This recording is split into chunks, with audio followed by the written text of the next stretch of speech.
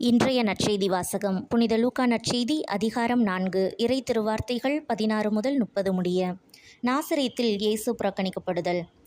இயேசு தாம் வளர்ந்த ஊராகிய நாசரேத்துக்கு வந்தார். தமது வழக்கத்தின்படி ஓய்வு நாளில் தொழுகை கூடத்திற்கு சென்று வாசிக்க எழுந்தார்.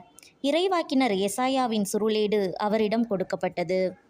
அவர் அதை பிரித்தபோது கண்ட பகுதியில் இவ்வாறு எழுதியிருந்தது: ஆண்டவருடைய ஆவி என்மேல் உள்ளது, ஏனெனில் அவர் எனக்கு அருள் பொழிவு செய்துள்ளார்.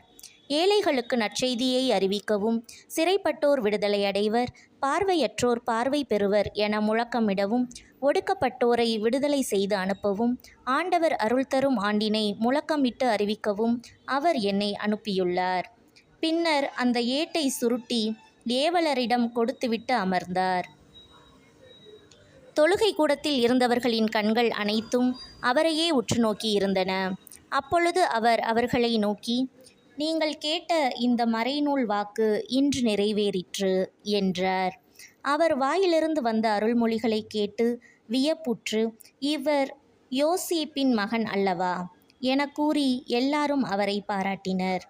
அவர் அவர்களிடம், நீங்கள் என்னிடம், மருத்துவரே, உம்மையே நீர் குணமாக்கிக் கொள்ளும் என்னும் பழமொழியை சொல்லி, கப்பர்நாகூமில் நீர் செய்ததாக நாங்கள் கேள்விப்பட்டவற்றை எல்லாம் உம் சொந்த ஊராகிய இவ்விடத்திலும் செய்யும் என கண்டிப்பாய் கூறுவீர்கள். ஆனால் நான் உறுதியாக உங்களுக்கு சொல்கிறேன், இறைவாக்கினர் எவரும் தம் சொந்த ஊரில் ஏற்றுக்கொள்ளப்படுவதில்லை. உண்மையாக நான் உங்களுக்கு சொல்கிறேன், எலியாவின் காலத்தில் 3½ ஆண்டுகளாக வானம் பொய்த்தது, நாடெங்கும் பெரும் பஞ்சம் உண்டானது. அக்காலத்தில் இஸ்ரேலரிடையே கைம்பெண்கள் பலர் இருந்தனர்.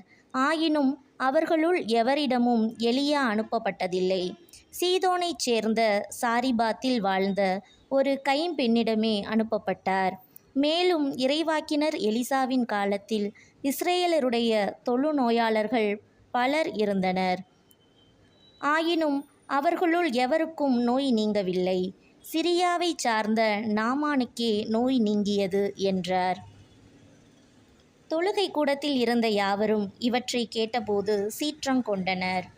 அவர்கள் எழுந்து அவர்கள் ஊருக்கு வெளியே துரத்தி அவ்வூரில் அமைந்திருந்த மலை உச்சியிலிருந்து கீழே தள்ளிவிட இழுத்துச் சென்றனர்.